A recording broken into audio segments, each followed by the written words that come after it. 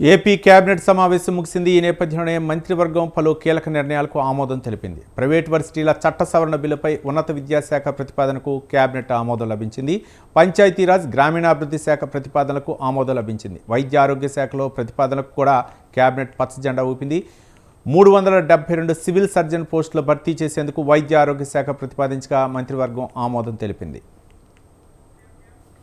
ఇక మద్యం దుకాణాల్లో సొండి కులాలకు 4 దుకాణాలు కేటాయించాలనే నిర్ణయానికి కూడా ఆమోదం లభించింది. కుప్పంలో డిజిటల్ సర్వీస్ సెంటర్ ఏర్పాటుకు కూడా మంత్రివర్గం గ్రీన్ సిగ్నల్ ఇచ్చింది. అదేవిధంగా రాజమండ్రిలో అగ్రికల్చర్ కాలేజీ ఏర్పాటుకు ఉచిత భూ కేటాయింపు చేయాలని నిర్ణయించింది. ఓల్డ్ హేవ్లాక్ బ్రిడ్జ్ అభివృద్ధికి 116 ఎకరాల భూమి కేటాయింపునకు ఆమోదం తెలిపారు.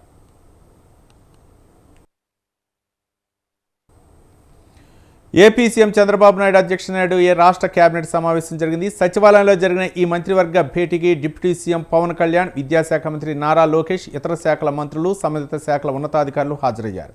కీలక బిల్లులు, ప్రతిపాదనల గురించి ఈ కేబినెట్ భేటీలో చర్చించారు.